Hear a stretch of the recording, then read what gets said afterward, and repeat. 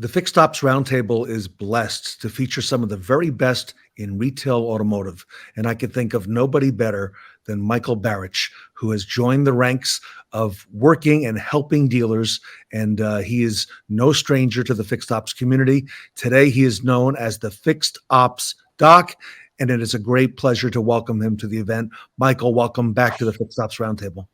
Ted, thank you so much for having me. It's my pleasure. Michael, I tell you, I follow you on social media, and I follow your posts and the things that you do, and you've gotten a lot of attention from a lot of people, as well as a lot of respect, for the time you've put in the business and your leadership, and how you really put together and built that number one Nissan dealer. So congratulations to you on that success and your new success now in working with other dealers. Yeah, that's the part that's always really inspired me from the get-go, was the ability to coach, teach, and train people and watch their success as their career paths open up new doors and new positions. That's always been my favorite part of the business. Give us a little bit of your background. How did you get into the car business? How did you start? And kind of walk us through that a little bit, if you don't mind. Yeah, of course. So I started out as an auto parts driver, and I didn't know anything about automotive or cars or anything. And I walked into a Nissan dealer, oddly enough, and the parts manager offered me a job while I was delivering him parts. And he said, "I think you'd be a great fit for our team." And I just was upfront and honest with him and said, "Unfortunately, I don't have any parts knowledge or automotive knowledge." And he said, "Oh, don't worry about it. I'll teach you." So 4 weeks later, I said yes, and 4 weeks later, he got fired. And so I had to learn the parts business on my own, school of hard knocks. And so that was back in the days where audio repairs required removal from the dash and send to the manufacturer. And I learned the hard way about staying organized, because I found audio units all around the parts department after he was gone that didn't have customer information attached to them. So the customer would call 2 months later and say, "Hey, is my audio unit in?" And then I'd have to kind of skirt the issue to say, I couldn't tell him what was actually happening, but the audio unit had never left the dealership. So that's how it all started. And I left, went away to college. I went to Western Illinois University and came back and got right back into the car business. Wow. And what was the path from there? Because Fixed Ops director, at a large Nissan dealer, did you get a chance to spend time in service as well as parts along the way? No, actually, my first management job was as a parts manager, and I went from parts manager to Fixed Ops director. Wow. Okay.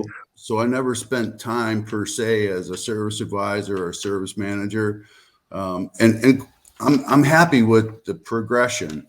I think as a Fixed Ops director, having the ability to speak parts is really important to like parts people. When you're talking about best reorder points or best stocking levels and phase in and phase out and all of that stuff, to a parts manager, it's a big deal. And most of the other people don't speak that language. You're right. It is a different language. And you know what? The parts people can, as you know, they can sniff that out in about 10 seconds. They know whether you've worked in retail in parts or whether you haven't. Okay. So Correct. That gets the respect really, really quick. And by the way, there's a lot more recognition of that parts advisor, that parts manager today, I think, than there was even a year or 2 or 3 ago. Michael, what do you think? Oh, I agree with you. I mean, at the end of the day, the parts manager is probably one of the most important positions in the dealership, because everything revolves around production. And if you don't have parts, you can't be productive. Wow. So what inspired you to start your own business and to go out and work with dealers? Because, you've done so well, at the retail level. There must be more to it.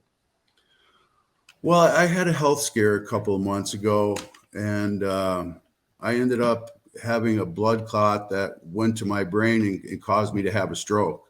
Oh, And wow. so the short version of a long story is I went to work on a Saturday morning. I came home. I was sitting on my back deck, and I collapsed. So I actually hit the deck, and when I did, my bull mastiff started barking uncontrollably in the house, and I recall it. So my wife came out and asked me, "What am I doing laying on the floor?" And so she could tell I was paralyzed at the time. The left side of my body, I couldn't move it, and the left side of my face wasn't moving. So she knew I was in trouble and called the paramedics right away. Wow. In They, fact, I recall seeing that on social media. yeah, it was one of those things where, of course, I was telling her, "Don't bother, I'm fine," and I really just didn't know any better. So the paramedics got me into the ambulance, and then they asked me to touch my index finger to my nose. And so I could move the right one, no problem, but the left one I couldn't. And I thought the paramedics were like poking fun at me, like they had me strapped in a gurney and were joking with me. Can I get my finger to my nose? And the only way I know I wasn't strapped in is because I reached around and grabbed my left forearm and took my left finger to my nose. And they said, "No, that's not going to work." So they got me to the hospital. They injected me with a medicine called TPA, and its nickname is the clot buster. And then they shipped me to another hospital that was better off to take care of me. And a neurosurgeon went in to try to remove the clot, and it was gone. Wow. So thankfully, I withstood the stroke. But when I got to my room in intensive care, one of the neurosurgeons came in to talk to me, and she was a sweet lady. And she said, "You dodged a bullet." And I said, "Well, honestly, it's the second time I've done this. I had a heart attack 7 years ago." And so she said, "Well, what's causing you to be here? You're young, you're healthy, you're strong." Yeah. And I said, "That's a great question, Doc. I wouldn't know." And she asked me if I worked in a stressful environment. And I said, "I've been told it's a stressful environment." But it didn't seem so stressful to me because it's the only thing I've known to be able to do for the last 30 years. And so she told me to run. And for the next 4 days that I sat in the ICU, I didn't know what I was going to do, Ted. And honestly, I didn't know that I was going to run away from what I've been doing my entire life until I got home. Maybe 2 weeks after I got home, I had a conversation with my wife that I just don't feel like I'm the same guy anymore. I feel like my bandwidth has compressed a little bit.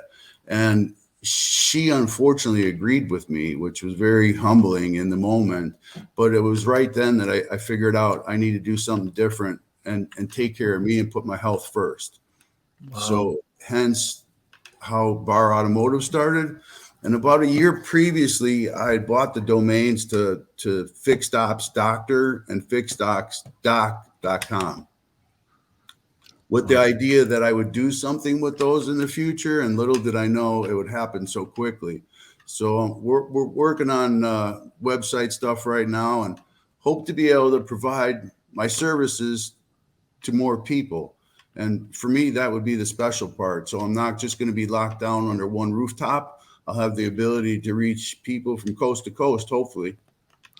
Michael, I'm so sorry you had to go through all that. However, I'm very, very glad that you're going to be able to impart your knowledge and your wisdom and your coaching now with a lot more people in our industry. Talk to us about that. Where does that come from? That desire to coach and to mentor and to teach. Well, for me, it's all about winning. Like I'm a fiercely competitive guy, and it doesn't really matter at what level or what in particular I'm doing. I just want to win, and teaching other people the ability to win and watch them grow is what the inspiration has always been for me in my career. Wow. Wow. And so I know you just got back from a dealership group.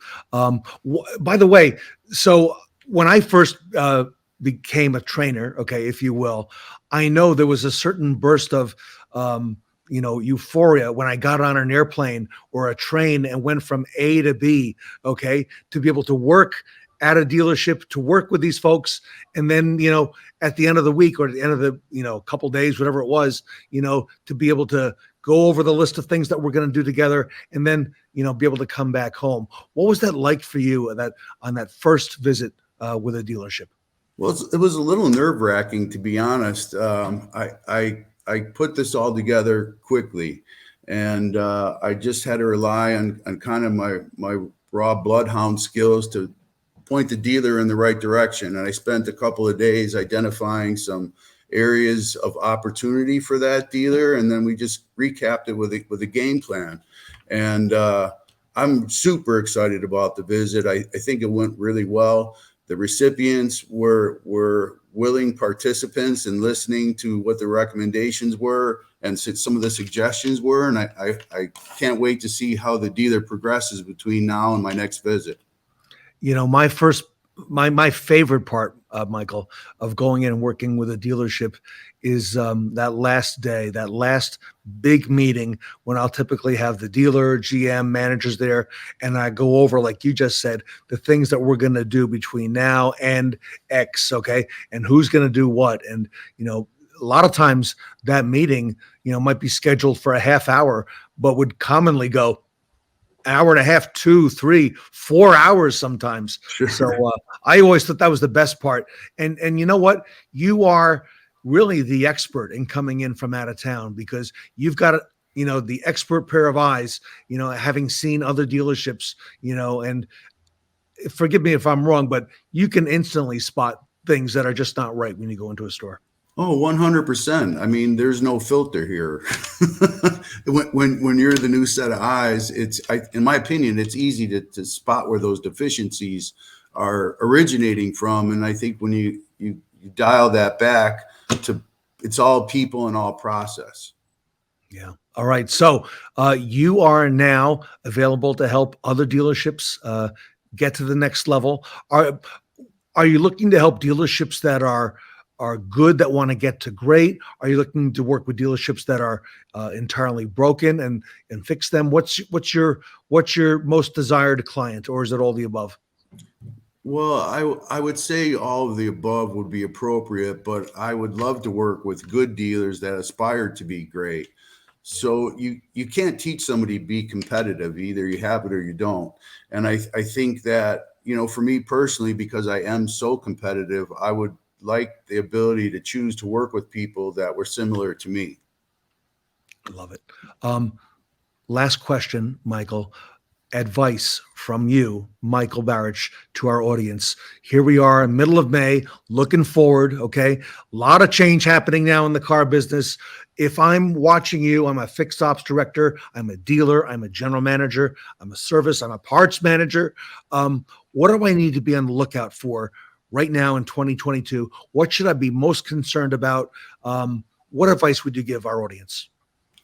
That's a great question. I would first of all tell everybody to make sure that they maintain being a student.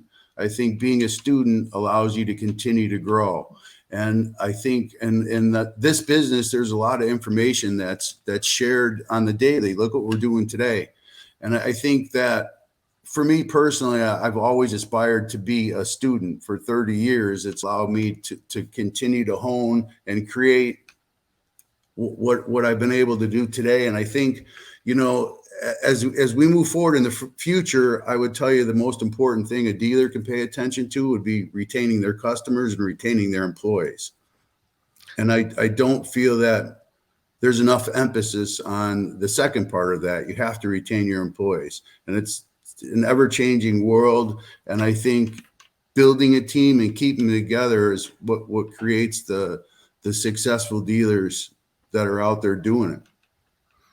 Michael, that's a great message. And, we've heard a lot at the event so far, and we're going to hear a lot more about that dealership culture and starting inside the store. And Michael, looking back at previous years, that wasn't so much the focus, years ago, right? On the employee and on the culture, but it really is where everything starts at the dealership level. Amen. Love it. Michael, if our audience wants to reach out to you, I know you're on social media, but what other ways can they get a hold of you if they have questions? Maybe if they want to bounce some ideas about their dealership, their group to you. The easiest place would be to reach me on my cell phone. It's scrolling across the bottom, but the number is 708-744-5425, and I'd be available for anybody that may have a question or an interest or whatever that may be. Feel free to get a hold of me on my cell phone. Well, Michael, I'm going to invite you back to future events, and we want to hear how things are going for you this fall when we get back together again at the Roundtable. And I wish you the best of health. I wish you the best of success, and I know that any dealership group will have a real, a real win when they bring Michael the fixed op stock into their store. Well, I appreciate that, Ted, and I look forward to seeing you in the fall, buddy. Yep. Everybody, great honor today to have Michael Barich, the Fixed Op Stock, Bar Automotive, here today at the Fixed Ops Roundtable.